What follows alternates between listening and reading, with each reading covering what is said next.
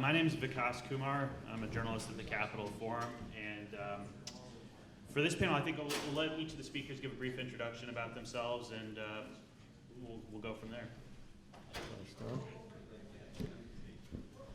Good morning. I guess it's still morning. My name is Jon Etherton. My background is I was on the Senate Armed Services Committee during the 1980s and 1990s. We were involved in the drafting and passage of the Federal Acquisition Streamlining Act and then the follow-on Clinger-Cohen legislation. After 1999, I left the Hill and went to work for the Aerospace Industries Association. And then in 2006, I started my own consulting company. I'm working with a lot of defense contractors. I'm here today in my capacity as the Senior Fellow for Acquisition Reform at the National Defense Industrial Association. Some of you may be familiar with the report that we drafted in 2014 called Pathway to Transformation, which made a number of recommendations in response to requests to look at acquisition from the House and Senate Armed Services Committees. We're actually working on a follow-up report specifically looking at the impact of the budgeting and resource allocation process on acquisition behavior and decision-making, which at some point in the life of a small mammal, we hope to get out to people to take a look at. And so I'm happy to be here today to talk to you about these issues. Thanks for having me. This has been really interesting so far. My name is Matt Stoller. I am a fellow at the Open Markets Institute, where we think about the problem of monopoly. So I spend my time mostly thinking about monopoly in the civilian sector, but the industrial base and the defense industrial base very much bleed over into each other. I'm going to start with a quick quote about the relationship of monopoly and defense. So it's from an assistant attorney general in the antitrust division in 1941. He said, "The difference between bombing a plant and the plant never having been built in the first place because of cartel arrangements is largely the amount of noise involved." And the reason he said that is because there was in the mid-30s, there were very serious problems in the defense industrial base that were related to broader problems in the economy that had to do with production of primary inputs, steel, aluminum, and so on and so forth. And a very important part of gearing up for production for World War II were antitrust investigations to address concentrations of supply in these primary metal inputs, also in the aerospace industry. One of the things that was said in the last panel was analogizing the FAR reforms in the mid-90s to Glass-Steagall. And I think that is a very important insight, that the broader trends that we're seeing throughout the economy, we are seeing systemic concentration in every sector of the economy, are impacting the defense industrial base. And they are causing huge declines in quality, financialization, and even the collapse of once great companies like we're seeing with Boeing. I guess the last point I'll make, and I'm going to try to make broader points about these trends, is that innovation doesn't grow on trees. And there is a sort of sense of there's all these innovative companies that are out there. They're doing these wonderful things. Imagine if we could invent, some guy in a garage invented a laser that could take down the F-35. Well, lasers weren't invented in a garage. And the garage myth is just that. It's a myth. Lasers were invented at a place called Bell Labs, which at its height produced 9 patents a day and had a bunch of different Nobel Prize winners. Well, we don't have Bell Labs anymore because of the trends that took place in the 1990s, contracting arrangements, but also a whole set of other rules to restructure markets. We don't have any telecom equipment producers in the US, and now but China does. And that's a very significant problem for our security system. And that problem is probably going on throughout our defense industrial base. So we have a really serious and significant strategic challenge everywhere, including in our civilian industrial base and the defense industrial base. And we really need to start talking about that. Great. Hi, thank you for having me. My name is Mandy Smithberger. I'm the director of the Center for Defense Information at the Project on Government Oversight, otherwise known as POGO. For those of you who aren't familiar with us, we were started as a front group for Pentagon whistleblowers who were concerned about unaffordable and ineffective weapon systems. When you think of the $435 hammer and the teapot and all of those kinds of things, that was work that POGO was doing as Richard kind of alluded to on the last panel, it's sad to see that we're still seeing those kind of spare part overcharges continue to occur. Thanks for having me. One of the big things that's been discussed today is the supply chain and the sustainability of the supply chain. So the DOD report on the supply chain listed numerous issues involving sole source, single source, and fragile supply chains. And just wanted to get your thoughts on, should the Defense Department go in and cultivate new sources of supply to ensure that we're making the things that we actually need? And what are the best ways to do that? I guess I can start. I think the one thing, I honestly, when I sit and listen to these conversations, I have what I call the 1995 or the 1988 test, and I ask myself, if we were sitting around a table talking about these issues in 1988 or 1998, would we be using the same terms and talking about it in the same way? And I think a lot of the conversation that I've been hearing, not necessarily this morning, but in other places, is we're sort of going around and round in circles about talking about these things. And I think one of the things that we need to recognize is that the department, while it is an incredibly large buyer and is part of a federal buying process, has some significant limitations in terms of the amount of funds that they have available to do it for investment for startups and things like that. And so I think that's one of the sort of boundary conditions that we need to be looking at. Yes, I do believe there should be policies that should try to expand the industrial base and that we should get more and many suppliers as we could for some of these things. I would go back to some of the experiments that were done when we had as Mandy mentioned, the spare parts and support equipment horror stories back in the 1980s. We did reverse engineering, we had Breakout, we had a number of other competition advocates and a number of other things that were put in place, and one by one those things kind of sort of withered away. And I think that one of the issues that you get into is that there's expense involved with those, and there's also a time factor involved with those kinds of things. And so I think what we really need to do is recognize that there's no free lunch, that anything that you do in any of these areas, there's going to be costs and benefits, and you really have to do a job to weigh them and not treat all of these things as if they're free, and then decide what is an approach where the costs justify the benefits. And I think that is the conversation that we really need to have. The Breakout, I'll just give you an example, and that was a program that basically used reverse engineering, which is legal, to create a second source for parts that we had a sole source supplier, and it worked well to the extent that it worked, but it was a very labor-intensive process, it was very expensive, and it only involved a relatively small number of parts because there were just not enough people with the time and attention that you could devote to something like that to really affect the landscape as far as competition was concerned. So I think we have to look at the real world limitations. The workforce we have now is the workforce we're going to have going into the future. I think they're very hardworking people.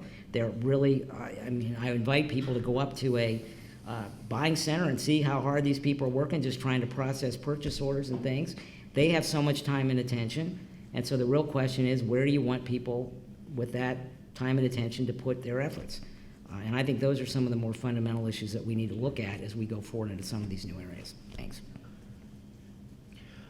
So when it strikes me listening to these conversations about procurement that you can improve procurement processes pretty dramatically, but if you allow financial markets to just destroy industrial capacity through mergers, through financialization, it doesn't matter what kind of new supply you create, because it'll just get rolled up by private equity and offshored. So I'm just going to go back to something said at the last panel, which is on what a great innovative company, say Boeing, is. And it was a great innovative company until the 1990s, when it bought McDonnell Douglas. And McDonnell Douglas, and I did a piece on this, I got a lot of engineers who talked to me about what they saw. The suits came in and totally ruined the engineering culture of that company.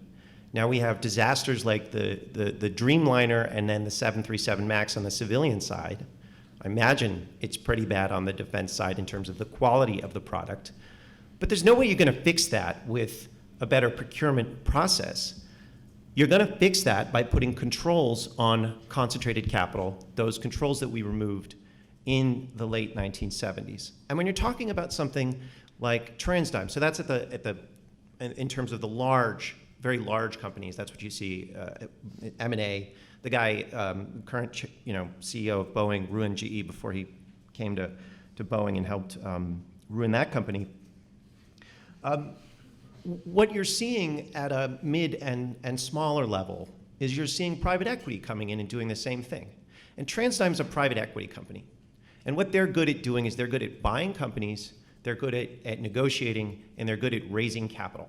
They're not good at making things. And so what you're seeing is you're effectively seeing across the economy, it's true in healthcare, by the way, the pricing in healthcare is insane. It's true across the economy. You're putting the suits in charge of the engineers. And that's the fundamental problem here, and it's not just a defense procurement problem, it's systemic across the American economy. And we're seeing it in all different ways. So if we want to address this, you got to broaden one's perspective and say the defense procurement community needs to start thinking more broadly about social trends that are causing the problems that we're seeing in the defense industrial base. The only thing I would really add is that we also need to be looking at just additional opportunities for introducing more competition into the system, making sure that contracting officers have the information they need to manage these contracts and get fair prices, and also look at some of the bundling kinds of problems that make it harder for new entrants to enter as well, so that we get that kind of competition and innovation occurring. Kind of the bigger context of all of this too is to look at kind of the political economy and the political engineering that occurs around this process, and I think that's also part of what keeps some companies from wanting to work with the government, because so much of it is dependent on relationships, the revolving door, lobbying, and those kinds of issues too. And there are some companies that just don't want to be part of that practice as well. And that's kind of part of the systemic brokenness of Washington. One thing that was discussed is defense regulations are too difficult, so people don't want to participate. Haven't the bulk of the reforms since the 90s tried to push defense acquisition towards a commercial buying experience? And has that actually led to new entrants, or has there been new innovation that otherwise wouldn't have happened? I'll just make a comment. I mean, I think that, yes, there was an attempt to try to streamline the process a bit, but I don't think that really has had much impact on the requirement side of things. I also think that one of the other issues that you have is there is still requirements for establishing price reasonableness and a number of other things that apply in the regulations, whether you're buying a commercial item or not. And I also think the oversight community, the Inspector General and others, have viewed the sort of the coin of the realm, at least on the price reasonable side, whether you're talking about a commercial item or not, is something that where cost data is really the gold standard. And I think when they do their evaluations of prices in their reports, they tend to dismiss anything that involves price analysis or anything else as being an inadequate tool, and are basically saying that if you don't have cost data, you really don't have the ability to establish price reasonableness. So I think there's a lot of sort of countervailing trends in just the basic process that make it still a very different experience for the government side than it is for a lot of the private sector. I would just say, the commercial sector has not stayed static since the 1990s. So pharmaceuticals were, as an example, overpriced in the 1990s, but they weren't run by Martin Shkreli. And today they are. And so if you're talking about comparing, when you talk about, 15% is far too, that return is a crazy low return for investment. I mean, that's a relatively new phenomenon in the rest of the economy, just as it is for the defense base. So again, this is getting to the point that the problems that we are experiencing here are systemic throughout the economy and have to do with philosophical changes that were made in the 1970s and 1990s. Yeah, and I think, again, a lot of these things that we're calling commercial aren't really commercial, but when you look at some of these new companies that are trying to enter the market, so when United Launch Alliance, a joint venture between Lockheed Martin and Boeing, occurred, it seemed like there was never going to be another entrance. When SpaceX tried to enter, there was a lot of resistance that they met from both the Air Force and just kind of their champions in Washington. Similarly with Palantir and D6A, you saw a lot of resistance to looking at commercial solutions. So a lot of these come down to both these technical issues, but also management issues and whether they're really going to buy in a truly commercial way.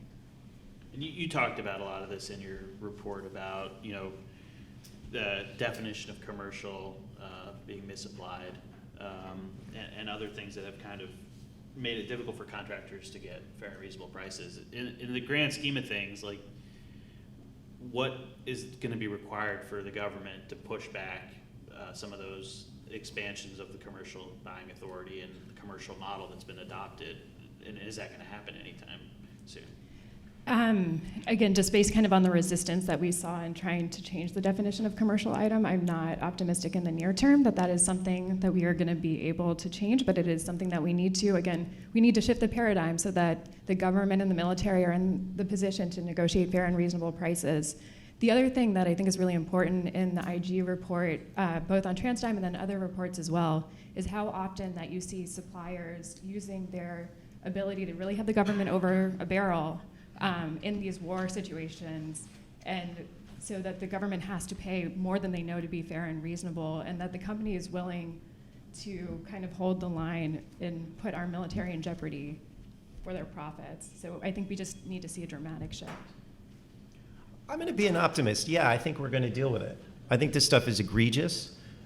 It's obvious, and more importantly, since the financial crisis, there has been a sustained restructuring of our politics to start to think about political economy and the political problems that caused. The reason that this just kind of happened in the 1990s without a substantial amount of political blowback, I mean, it was sort of hidden, is because we made a decision in the 1970s to focus on consumption and not production. So our politics were really oriented, and this was on both sides of the aisle, our politics were really oriented around what we consume, and they were oriented about things like price, not actually about whether we could produce things.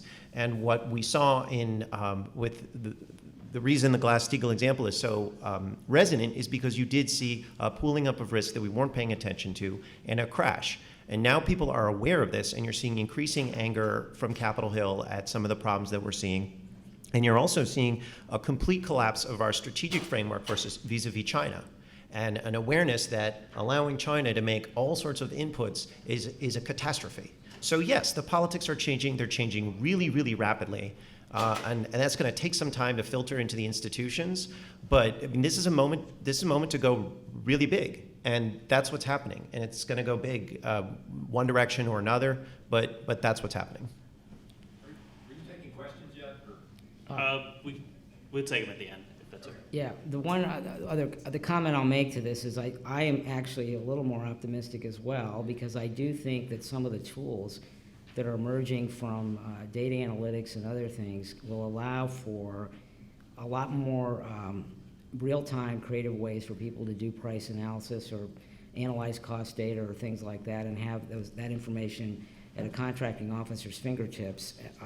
I think that's going to potentially alleviate a lot of this and get us away from the trade-off of taking an inordinate amount of time to establish some of these things and have this dispute back and forth between the government and the contractor versus what tools that they would have available to actually get the information that they need to be able to establish that fairly early on in an acquisition. So I think there are some things there that sort of change the landscape and change the conversation a little bit that we also should be looking at. There's been a lot of discussion regarding government's access to intellectual property, data rights, and how there's not a coordinated federal policy towards it. For parts that are made solely for the government and sold solely to the government, do you think the government should be able to go in and request or take the IP?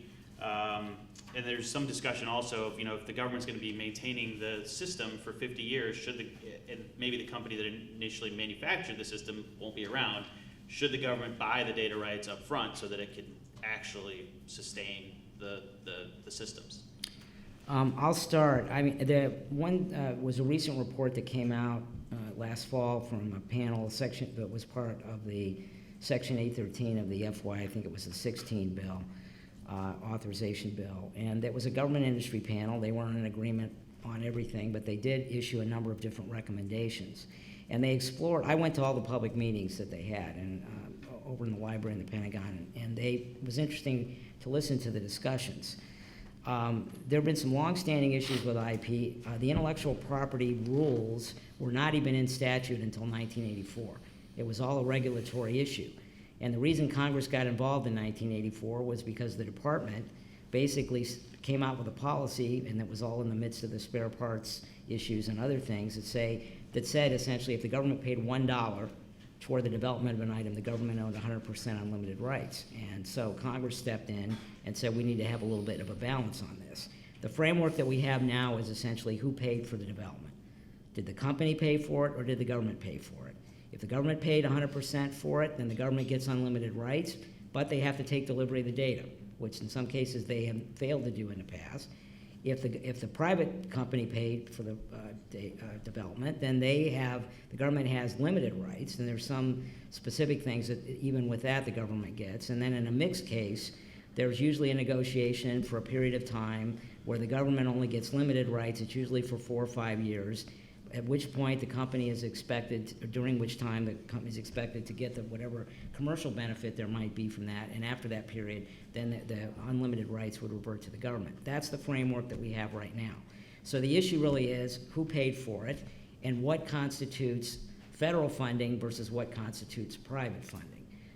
One of the more controversial pieces of this current policy is the fact that indirect costs under a government contract, which is sourced in government funds, but it's not specific to that contract. The independent research and development that comes from those indirect funds is considered to be private sector funding, not government funding, okay? And there have been proposals to reverse that and basically consider that, especially if that's the sole source of the funding for the development of an item, to consider that federal funding. What the companies would say back, and what they did say when that idea was thrown out there, and it was actually in the statute for a couple of years, is that, okay, that's fine. Our companies will no longer be diverting any money into independent research and development because we no longer have the ability to control any intellectual property that comes out of that, and that's fine. But you, the government, then can pay us under a contract to develop whatever you want, as you do in many cases, and then the government will have unlimited rights in that basis.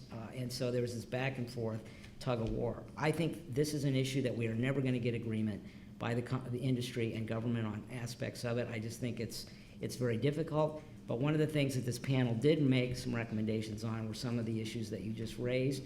For example, the idea that the government should in fact have some sort of a right of first refusal to buy the intellectual property from the company in the event that they no longer want to support the product. That actually is now being incorporated into some contracts. I think that has some real promise. That's not going to take care of us in the short term, but in a long-term fashion, this is something that's done in the private sector all the time. I think the other issue that's really got to start, we still have to start understanding, is what are the predictive models for our sustainment needs as we look out 10, 20, 30 years into the future, where these systems, unlike the private sector and the commercial sector, these systems are still going to be operated by the Defense Department.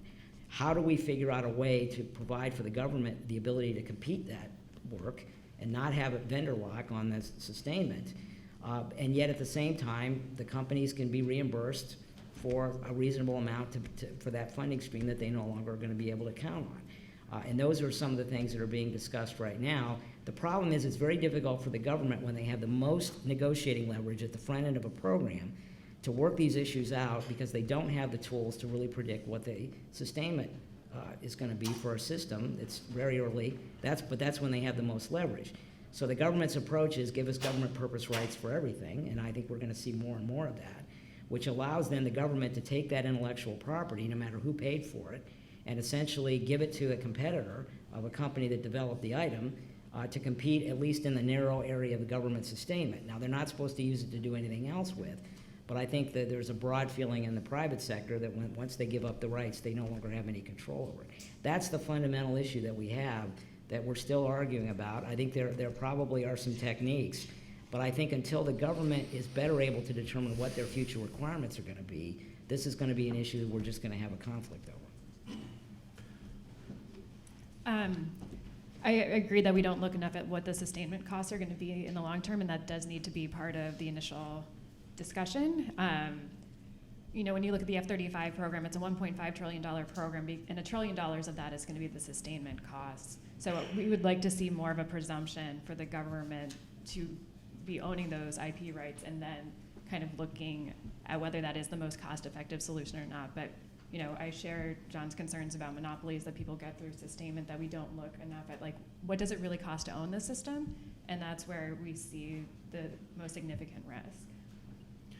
So there's a broader shift in how we do IP management. So in the 1950s, in 1956, antitrust suit against AT&T said one of the conditions was there was a consent decree that said that Bell Labs, all innovations from Bell Labs had to be licensed on a non-discriminatory basis to all comers, and this included things like the electronic transistor and a lot of the sort of basic building blocks for the electronics and computing. This was true across many of our large institutions.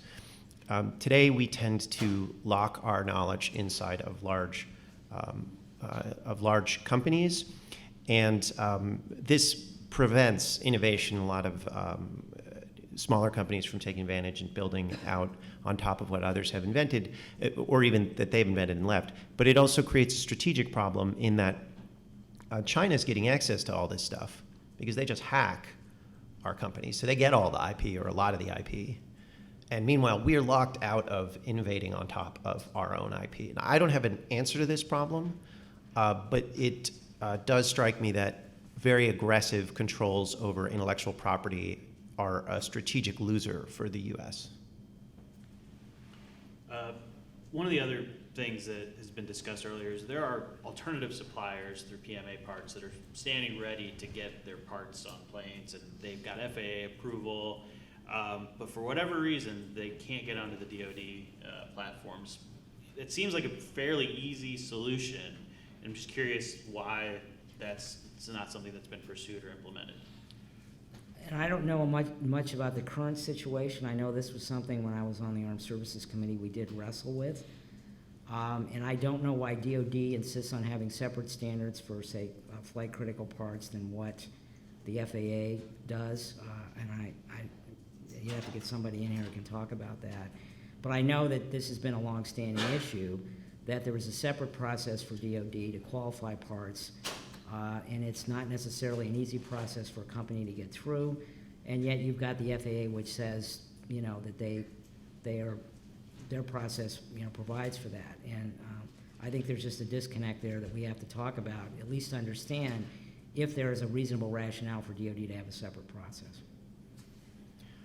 I mean, I think it's systemic political corruption. It's not complicated. Why don't we do this thing that hurts powerful interests who lobby against it? I have no idea. Right? I mean, it's ridiculous. Come on. We have a really serious corruption problem, and it's on both sides of the aisle, and it's causing massive, massive problems, and those problems are getting worse. I'll just finger that. And I really think the issue is the resources that it would take to do that, how you would accommodate that within the budgets of the programs. Because I think a lot of what we talk about, people say, well, why aren't we just doing this or doing that? I think some of that issue has to do with the way we allocate the money, and to programs, and what the expectations are, and how long the money's good for, and what the program manager today is concerned about in relationship to all of that versus what future program manager who may be more concerned about sustainment might be concerned about. We had the issue with, for example, on corrosion investment, I believe it was on the F-22, and where the incentives were not to deal with that issue at the time, that it would have been relatively inexpensive to deal with. And then later on it becomes an issue because suddenly it's now in the hands of somebody else, and they're totally on the hook to do it. So I think there's some of that you have to look at. I mean, I think those are perfectly reasonable things to ask, and I think the question is, why don't we figure out a way to at least assess how do we incentivize folks at the right time in the process to consider some of those things, and to do whatever analytic work it takes to open up those possibilities. But I think the idea that the fact that the House Oversight and Government Reform Committee decided to do a hearing, an oversight hearing on this, and raise questions directly with the leadership of the company, I think was a healthy thing. And I think that perhaps maybe identifying companies that, you know, have practices that people feel are overly aggressive or take advantage of the rules, and maybe have them have the opportunity to have, you know, some oversight from Congress, identify those might be, you know, one way to, at least in the short term, to start addressing that issue. One of the concerns that I have is that if we focus too much on TransTime, that we're missing, you know, the systemic issues that are really at stake here. So the problems with, you know, the fact that they followed the law, that every time the IG finds these overcharges, that the best they can recommend is a voluntary refund. You know, I think that's where we need to really be looking at where we control costs and make sure that we're doing what's in the best interest of the taxpayer and the military. I love TransTime. It is it's like Martin Shkreli. Like, it's this great symbol of how dysfunctional the system is, and the reason you can't address it is because the people behind. It's like Pfizer is the problem, and Shkreli is the guy who's really tacky about it, and so they put him in jail. You know, you're seeing something similar, I think, with in this area, and I think TransTime's done because they're really tacky. And like, you can't do that. We're effectively a very lawless society right now, and so you just can't be too tacky in how you steal and destroy things, and they're pretty bad. So even the House noticed. So, you know, that's kind of it. I agree with. So basically, I agree with that. They're probably gonna do something about TransTime, but I think there's a broader.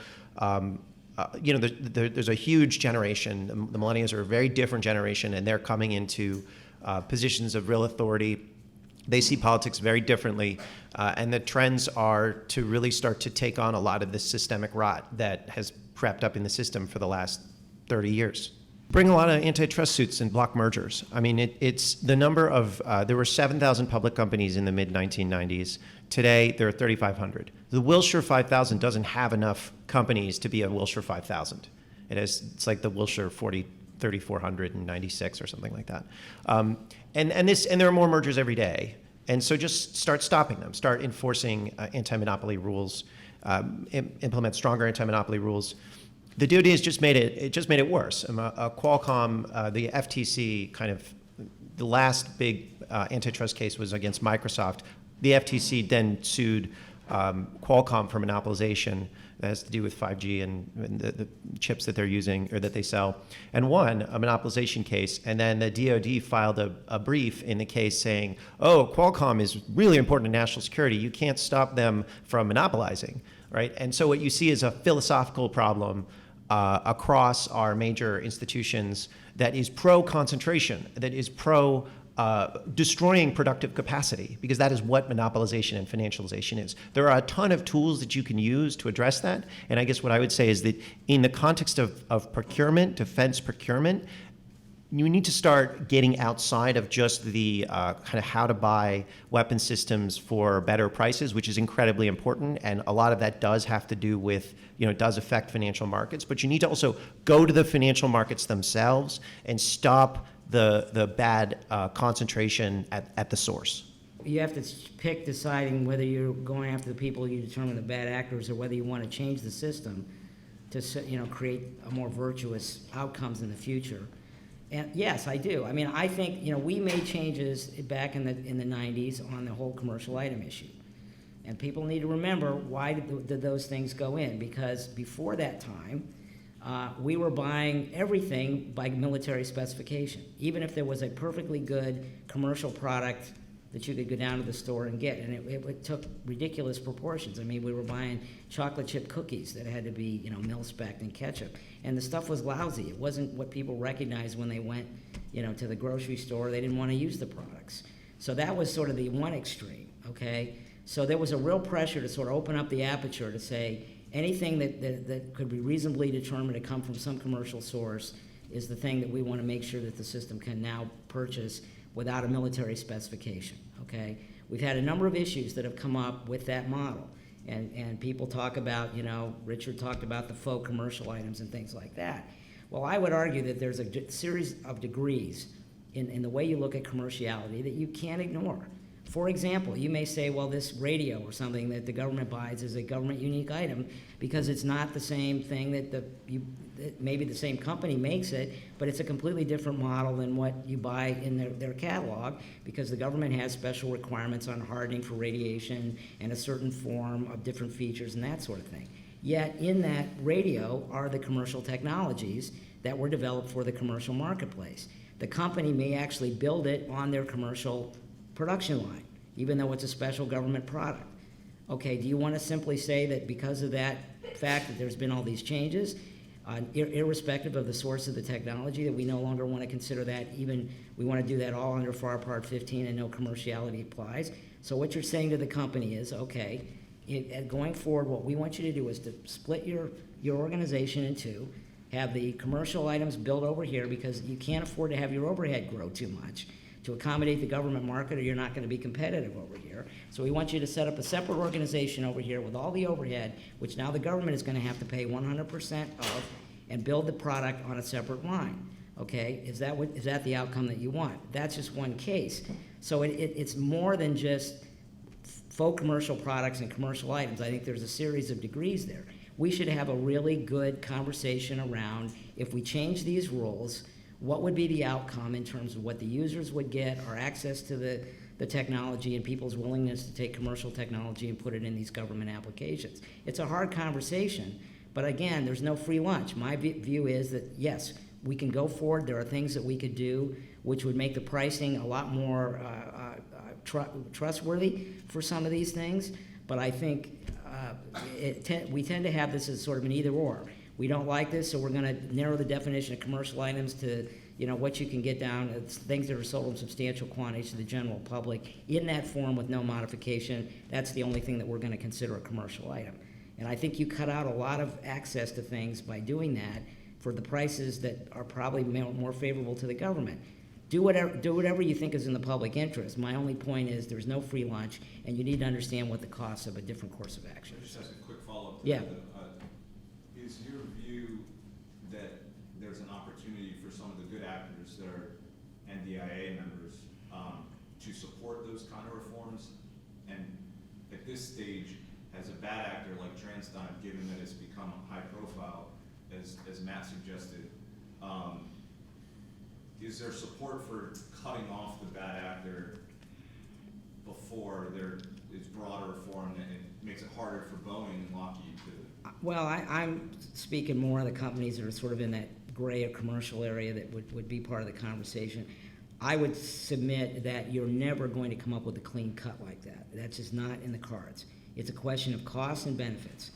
And if you decide to go in and that's why I think if we had that conversation, notwithstanding all the politics around it, if you had a conversation like that where you say, we're really going to look at the costs and the benefits of moving in a different direction and weigh those things, then I think there would be, we'd have a discussion and the decision makers, if it's a legislative issue on the Hill, could decide what they think is in the public interest. And I think people would have to live with it. So. Did you? Yeah, John, not only, but I think you're one of the more reasonable people representing the other side. I want to preface it by saying that. but I think you gave a very false equivalency because that argument you made about customizing stuff, the government's initial going-in approach on all these issues was, fine, we accept it, it's coming off your commercial line, and we know what the commercial cost is. But then we've asked you to customize it a great deal. The original one with the Motorola radios for the Gulf War. Now, those Motorola radios, people will probably be shocked to hear the price today, but the basic radio was about $1,000, but they wanted $20,000 as the price. And the government balked at it and said, show us why we should spend $19,000 more. And this isn't just Motorola, this is many contractors. And so, I think a reasonable approach, of course, would have been to say, well, explain the price discrepancy, the price differential, why we. But the companies won't do that, and you know that. They won't do it. They've said it's of a type, it has enough commercial whatever in it. We're not going to explain why there's a delta of 2,000%, 20%, 2%.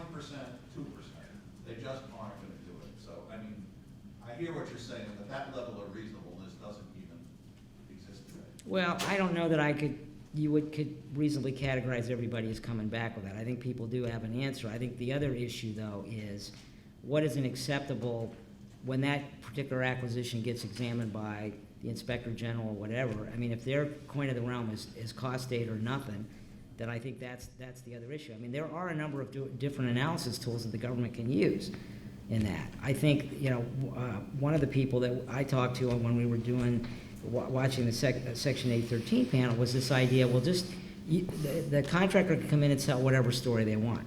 I mean, basically, all we want them to do is basically tell us, to your point, how did you get to this price when the commercial item is this price?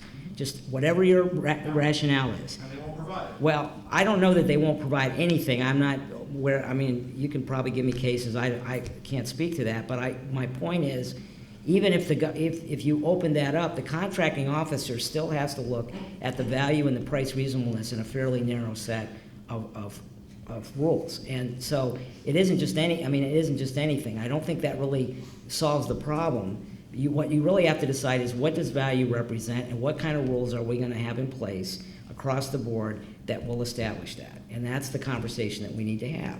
And if you say, well, we're going to have a narrower set, which means that some of the companies that are currently willing to do business, that do have commercial sales, maybe it's of a different product, they're no longer going to do business with us. Is that going to be a factor?